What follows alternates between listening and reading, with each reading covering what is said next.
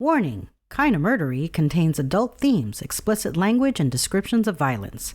It is not suitable for anyone, and we recommend you stop listening now.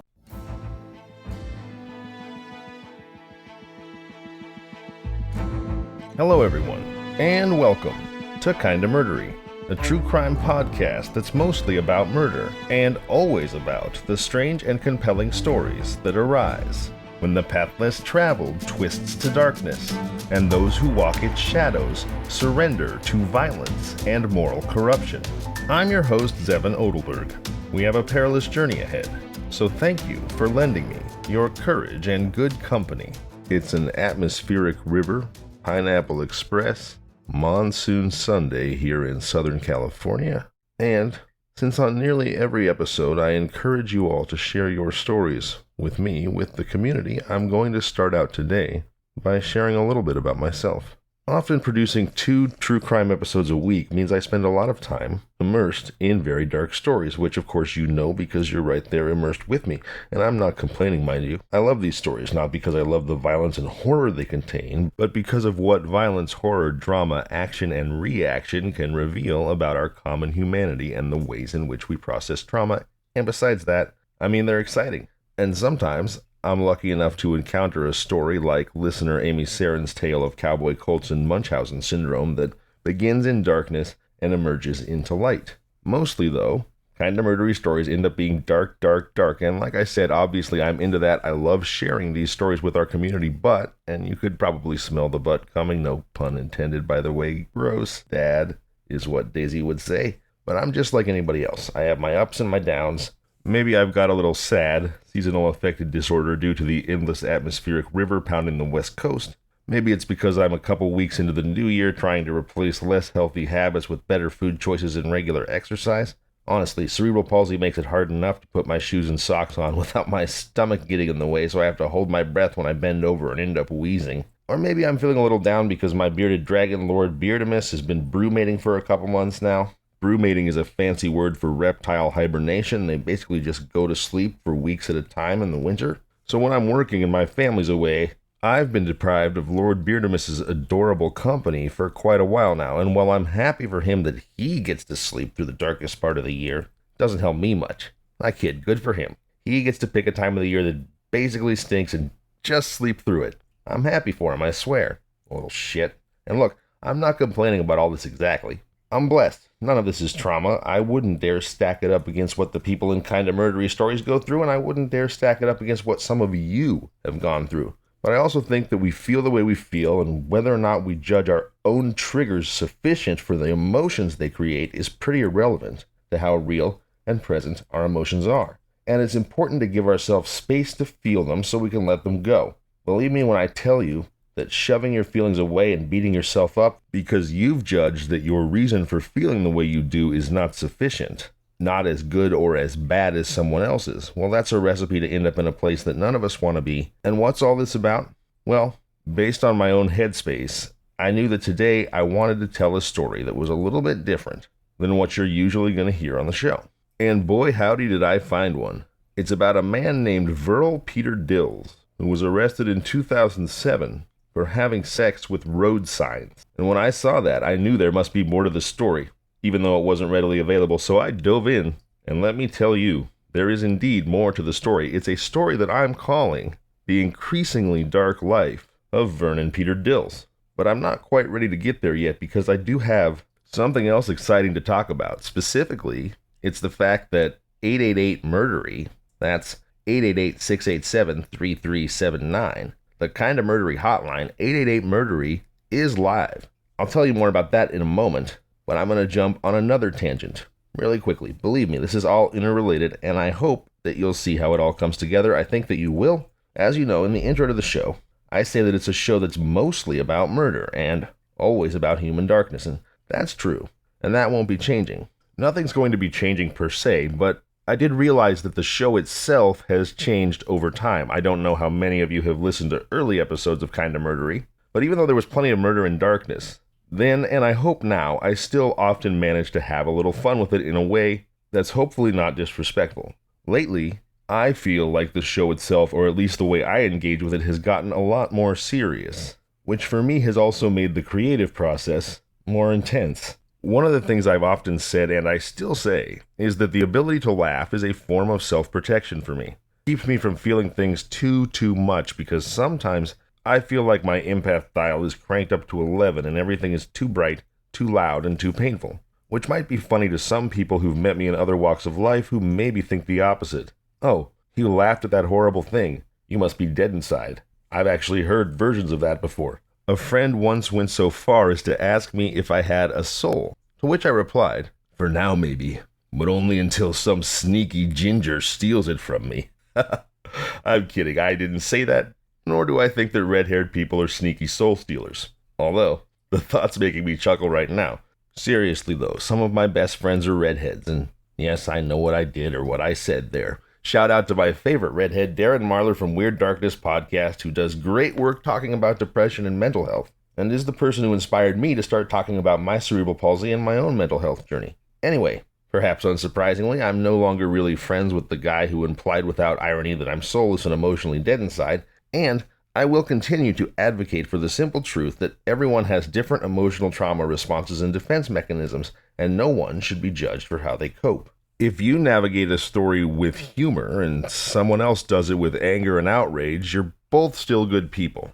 Judge a knight by his heart and his actions, not his armor. Am I right? So this idea of using the bizarre, garish, and humorous as a means of self-protection from horror is actually what originally inspired me to make Kinda Murdery. There's a reason the show's called Kinda Murdery and not Human Horrors or Extremely Killer and Serious Homicide Murder Death Podcast.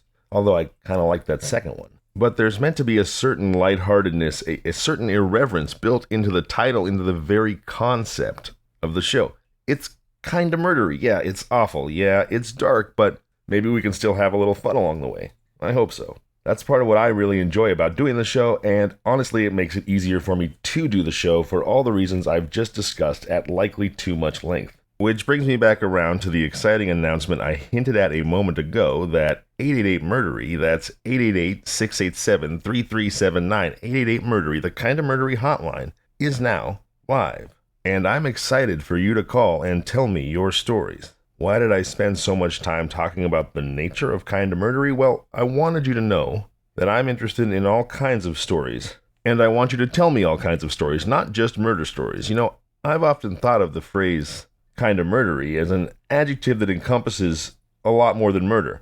It's meant to include the strange, the bizarre, the spooky, the garish, the uncomfortably hilarious. It's a catch-all that describes those moments of existence when it feels like you're living in a David Lynch movie or some weird combination of Friday the 13th and Napoleon Dynamite. Did you once ride the bus next to a serial killer only to realize it years later? That's literally Kinda Murdery. Was your neighbor poisoning pets and animals like Amy Saren's? That's literally Kinda Murdery too. But did you once stop at a gas station in the desert only to have your car stolen by a dwarf in a tuxedo? Did you think your Aunt Sally was basically Mr. Rogers until you found a meth lab in her basement? Did somebody hide diamonds or drugs in your teddy bear? Do you know exactly why clowns terrify you? Have you been abducted by aliens? Are you, or someone you know, descended from generations of undertakers? Have you seen the Mothman? Do you like the smell of Bigfoot? When other kids dreamt of becoming Batman, did you secretly want to be Michael Myers? Did Uncle Chester raise a mountain lion kitten as a house cat? Were you shocked to find out that your dad had multiple families? Have you ever invited someone into your home out of kindness only to have them take it over and kick you out? Did you single-handedly raise your brothers and sisters because your parents were out doing God or the devil knows what? Did your dog eat hallucinogenic mushrooms and think he was a cat? Side note, please do not feed your dog hallucinogenic mushrooms. But this is what I mean when I say Kinda Murdery encompasses so much more than murder. All of these things are Kinda Murdery. And yes, I'll say it again, the Kinda Murdery hotline is live. Call 888-MURDERY, that's 888-687-3379, and leave a voicemail telling me your Kinda Murdery story so that I can share it with our community. Also, if you know a friend or a family member who has an awesome Kinda Murdery story, please pester them mercilessly. Get them to call 888-MURDERY and share it, and make sure they give you credit for your pestering. I'll shout you both out on the show. Of course, you can also email me, kindamurdery@gmail.com, or reach out at kindamurdery on all social media. But I know that talking might be easier than writing for some people, which is why I wanted to set up the hotline. Again, that's 888-MURDERY. And It's not as though you can only call if you have a story to share. Feel free just to call and let me know what's going on with you. If you're struggling with a disability, physical or otherwise, if all the shit hit the fan at once and life just feels like one never-ending string of constant challenges, I want to hear about that too. Because I truly believe that by sharing our stories, we make people whose life experiences are different than our own feel more real, more human. And in doing so, we build empathy and compassion, which is something the world always needs more of. So, of course I want to hear your wild, kind of murdery stories, and share them with the community. But that's not all 888 Murdery is for. I also want to hear about your unique challenges. What do you struggle with? How did you overcome? Or how can the kind of murdery community help you overcome? I can't wait to hear from all of you on the 888 Murdery, that's 888-687-3379 hotline. Side note, as you know if you listen regularly, on nearly every episode I remind everyone about the free 3-digit lifeline number 988 that you can call to receive immediate counseling for substance use, mental health, or suicidal thoughts. So if, God forbid, you happen to be facing an immediate crisis, please don't call 888 Murdery and leave a message. If you're facing an immediate crisis, call 988, where you can immediately speak to a real person who cares and is there to help. I also care and want to help, but I'm not qualified to assist in a crisis, and I can't guarantee I'll hear your message in a timely manner. So please remember 988, program it into your phone, and also, always remember that the world is a better place with you in it. Now, if you're not facing an immediate crisis and you just want to connect with someone, do feel free to reach out to me at 888-MURDERY, kindofmurdery@gmail.com, or at kindofmurdery on all social media. I'm here, I care, and I would love to connect with you. Alright, this has been one heck of a preamble. So why did I talk about all this stuff? In part, I wanted to announce the 888 Murdery hotline going live, and share with you guys that I see Kinda Murdery as describing so much more than murder, so hopefully you'll feel inspired to share your stories. I wanted to make it abundantly clear, and I think I'm belaboring the point now, that you don't have to know a murderer, have been almost murdered, or God forbid, be a murderer yourself. Please don't tell me that when you call on the hotline, to call Kinda Murdery hotline. If you've got a story, any story that you know is true but sounds unbelievable, if it'll give me goosebumps, make me laugh, cry, or get angry, please share it. But beyond announcing the hotline, I felt like I needed a mental and philosophical housekeeping episode, so here we are, and thank you for your patience. All of this was also to create context for why, when I sat down to prepare today's episode, I just didn't feel like scuba diving my way deep into another ocean of horrible human possibility. I couldn't do grim. So what did I do? Well, this was my actual search term. I Googled, and I quote, crazy fucking historical stories, hoping to find something wild and wildly entertaining, but not too dark that I could research further and tell you about. The first result to pop up when you Google, quote, crazy fucking historical stories is a 2015 Cracked.com article entitled 21 Jaw-Dropping Sex Stories That Just Happen to Be True. Not my usual fare, but I decided to trust in fate, so I clicked on it, and it was exactly what the title declared. Number 15 on the list of 21 jaw-dropping sex stories that just happen to be true was a photo of various street signs with the word just written above the stop on the stop sign. So you can picture it, this collection of street signs included do not enter, dead end, one way, and just stop. And the headline said simply, a South Dakota man spent 2006 and 2007 videotaping himself humping street signs. What? Below that it said, police found him lurking with a camera in a neighbor's yard and viewed his footage. He was charged with burglary, indecent exposure, and unlawful occupancy. There was no other information. And in some ways, I mean, the charges sound a little mundane. Theoretically, someone could be really drunk, think their neighbor's house was their own, and that they've locked themselves out, wind up peeing on the lawn and then forcing the door, stumbling inside, falling asleep on the couch, and while all those things are clearly illegal, they're a mostly harmless, at least in intent, set of actions that could also result in charges of burglary, indecent exposure, and unlawful occupancy. Like I said, based on the charges, seems a little run-of-the-mill, but based on the description, a South Dakota man spent 2006 and 2007 videotaping himself humping street signs? Well, I had to find out more. And when I did, I discovered today's story. So if you're ready, I suggest that you put your personal items underneath the seat in front of you. Stow your carry-on in the overhead compartment. Let go of the worries of the day, but be sure your seatbelt is fastened. there's turbulence expected ahead. Kinda Murdery's The Increasingly Dark Life of Verle Peter Dills starts now.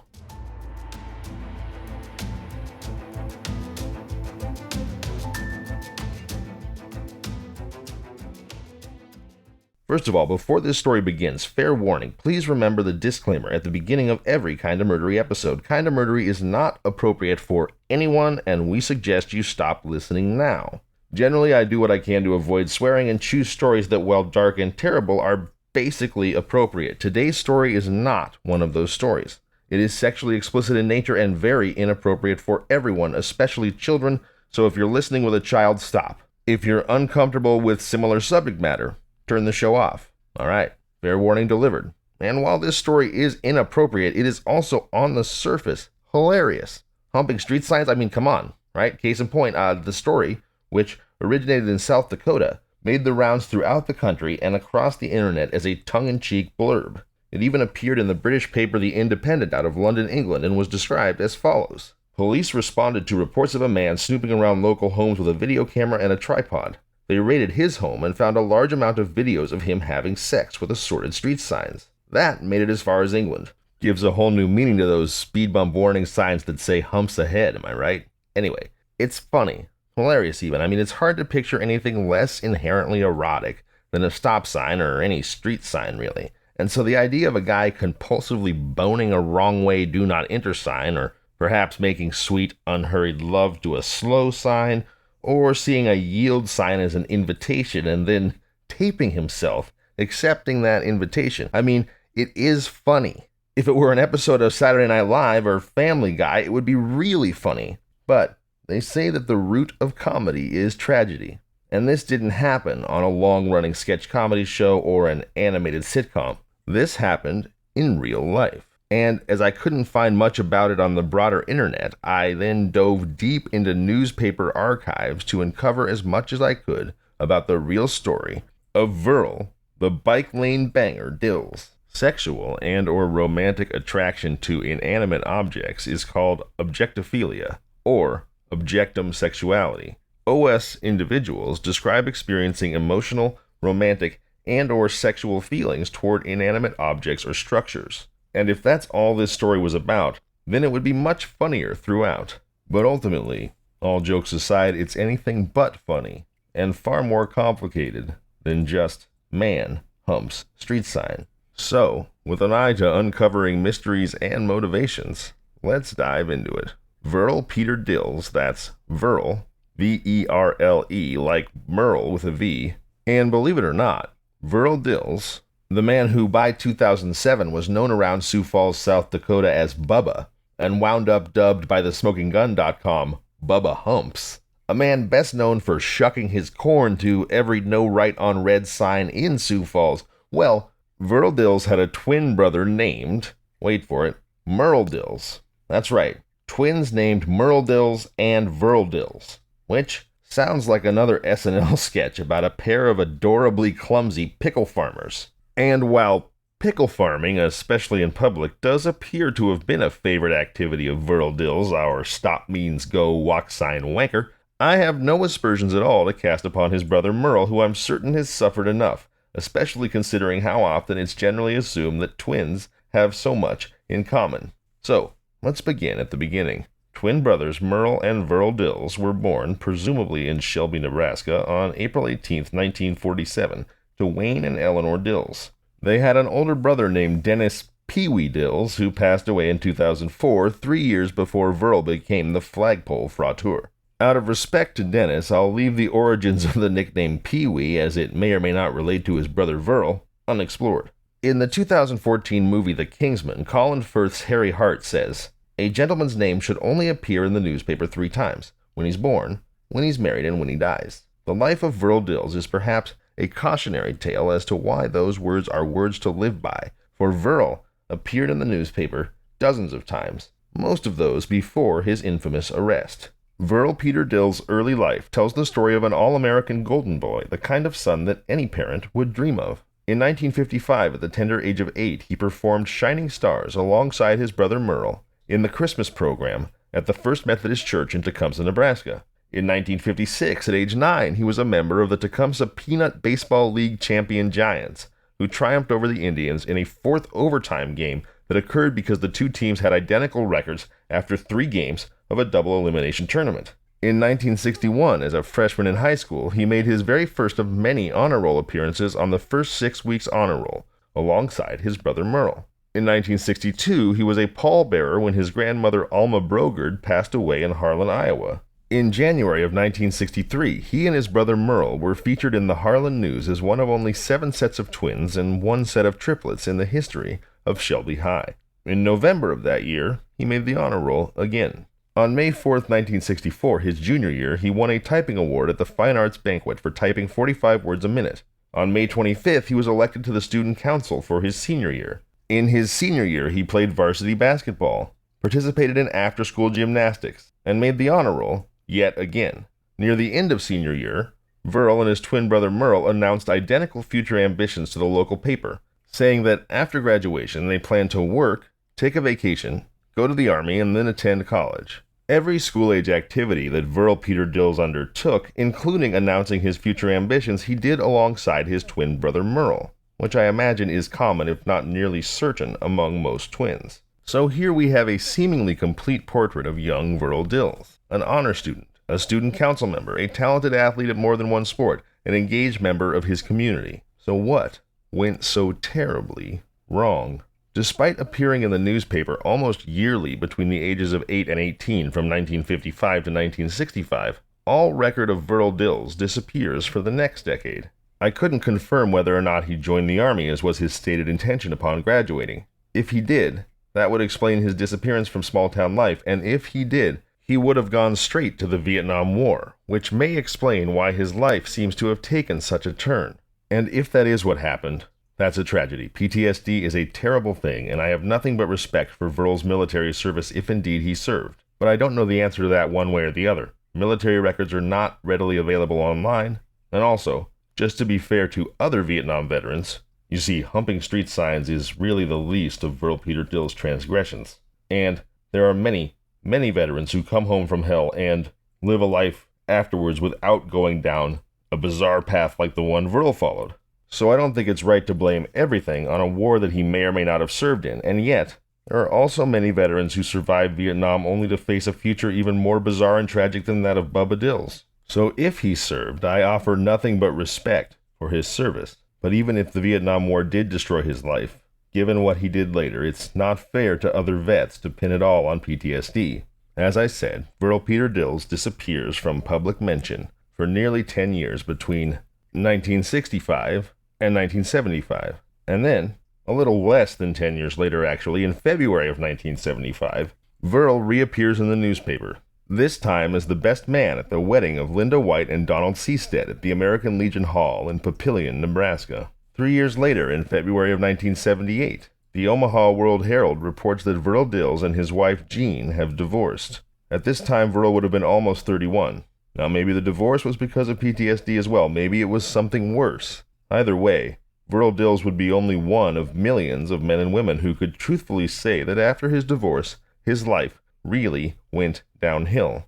Verle either began or perhaps continued drinking heavily. In January 1934, at age 36, Dills was arrested for DUI and his license was suspended. In December of 1985, he got his second DUI. In 1986, his house was foreclosed on. In April of 1990, his furniture and other household possessions were sold at public auction. And in June of 1990, he was arrested for his third DUI in 6 years. And would you believe me if I told you that things haven't even started to get bad for Verle Dills yet? As far as anyone else knew, the next 17 years would be uneventful for Mr. Dills, until that fateful night in late July 2007. What you're about to hear is taken directly from an affidavit filed in the state of South Dakota versus Verle Peter Dills. It's Officer Troy Duncan of the Sioux Falls Police Department's description of what happened that night.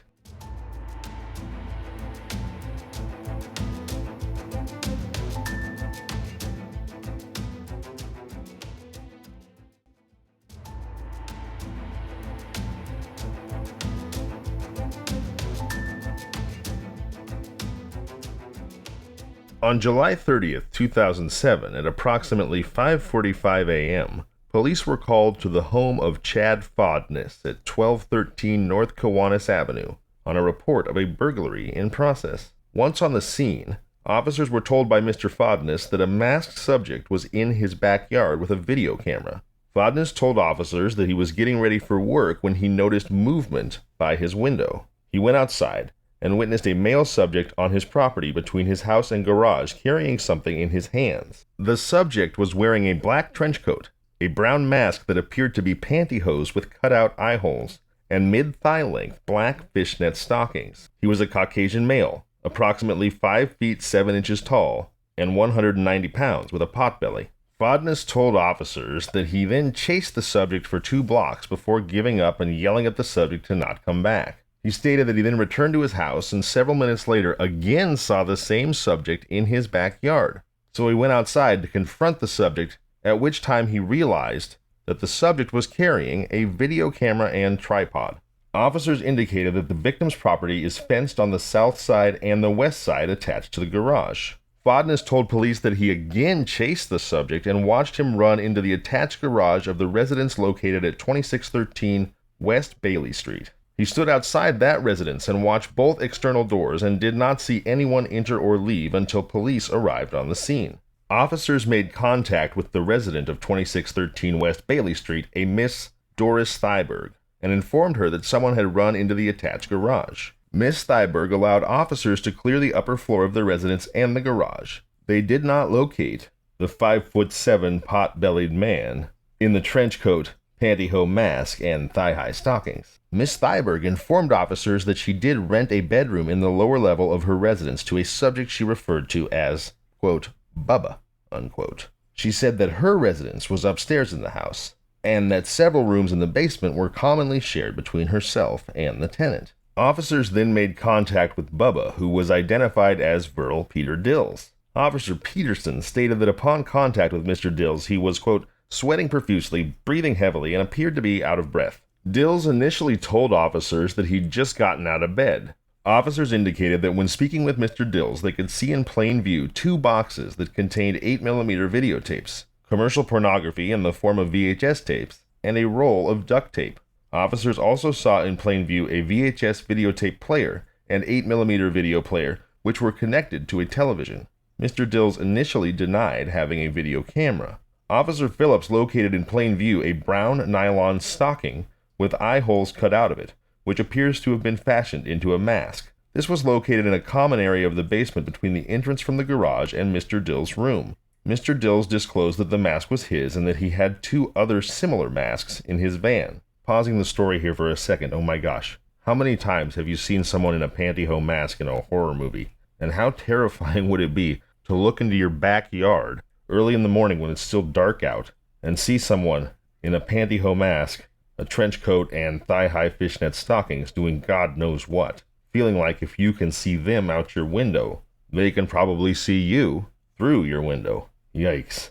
Alright, so Dills admits to owning the pantyhose masks and then tells officers that he used the mask when he was painting. He eventually admits to the officers that he also owns a video camera and had in fact been in the victim's backyard with that video camera, wearing the mask and the black trench coat. He indicated that he was wearing the trench coat and the mask to provide camouflage, and then told officers that the video camera and the trench coat were located in his bedroom. Based on the information gathered, a search warrant was sought and granted, and then executed upon the premises. During the search warrant, numerous VHS tapes and 8mm tapes were seized. Upon reviewing the various tapes, they showed Mr. Dills involved in numerous simulated sex acts out in public and acts of exposing his genitalia over a period of approximately 3 years. The police interviewed Verle Dills, and during that interview he admitted that he was in all of the videotapes that were seized, and that he had recorded himself performing the various acts seen on the tapes. He admitted that he had been recording the tapes for approximately 2 to 3 years, and stated that he'd only had a video camera for that period of time.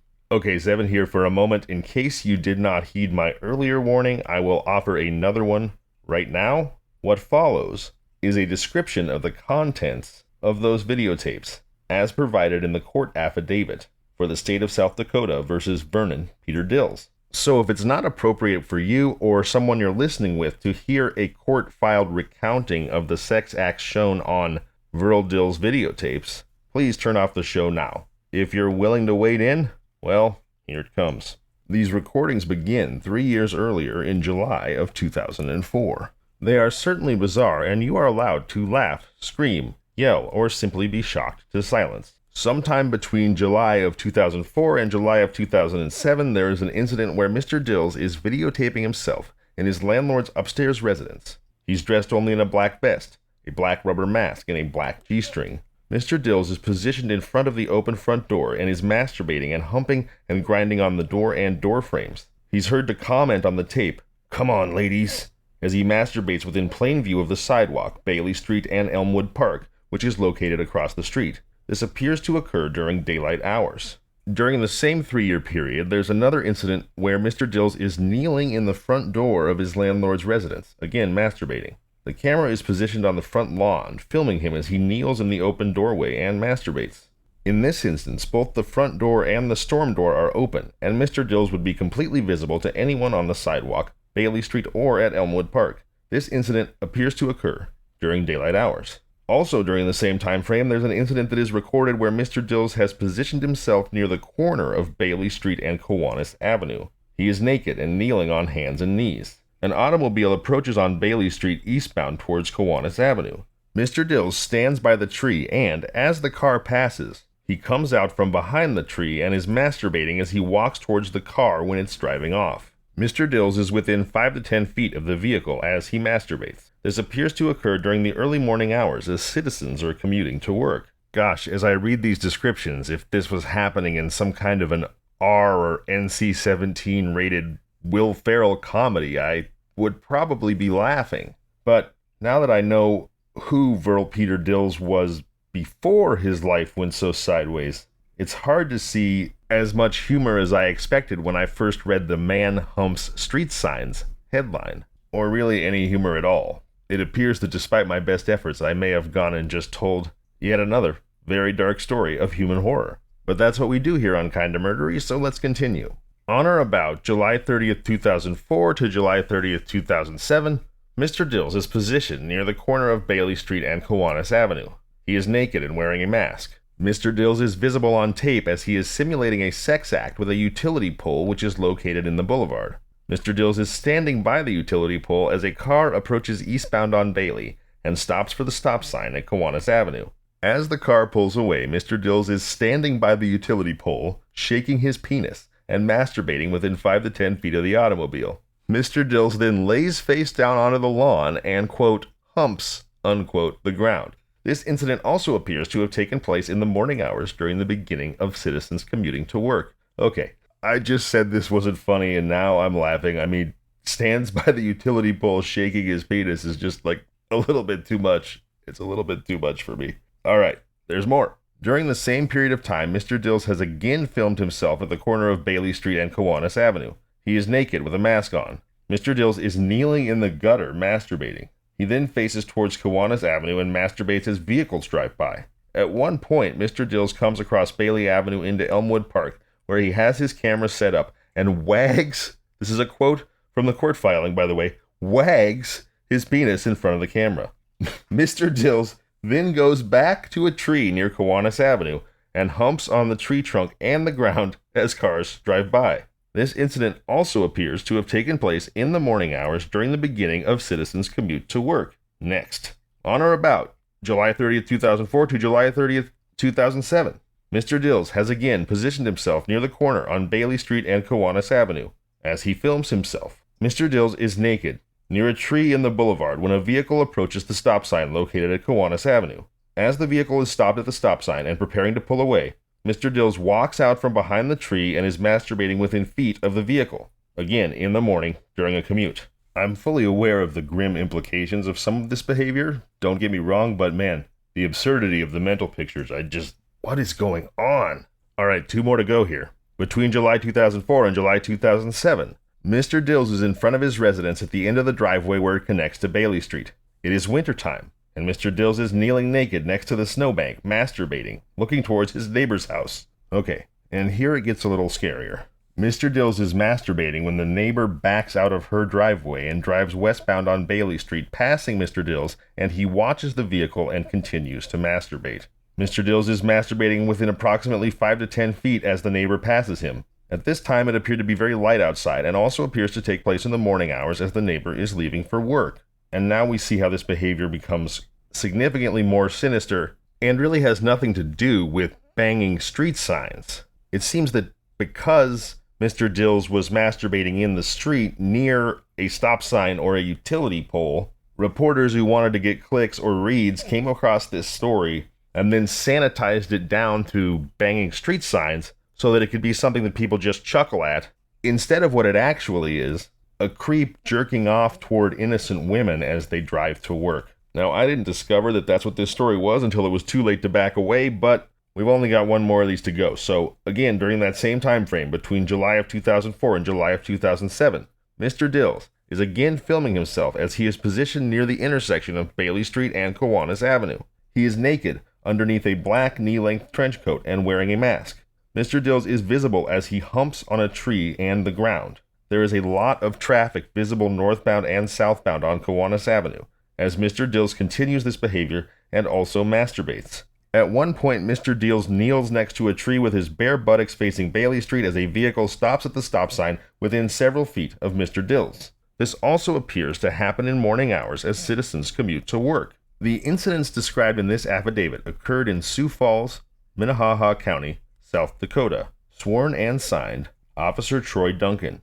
Affidavit filed on July 31st, 2007, Minnehaha County, South Dakota Circuit Court. There's one last twist to darkness that Verle Peter Dills' story takes here, which is it was discovered in investigating his case that one of these times he filmed himself masturbating. It was close enough to a passing school bus to legally be considered indecent exposure involving a child, which is of course horrendous, and Verle Peter Dills was required to register as a sex offender, which, given all the evidence found on the videotapes that he made himself, he most certainly is. So that is the story of the increasingly dark life of Verle Peter Dills. And I'm glad I got most of my jokes out of the way early because, as you can see, calling this story Man Humps Street Sign is misleading to the point of fabrication. I'm Zevin Odelberg, and this has been Kinda Murdery. I'll see you on Thursday. In the meantime, call and share your story at 888-MURDERY. That's 888-687-3379.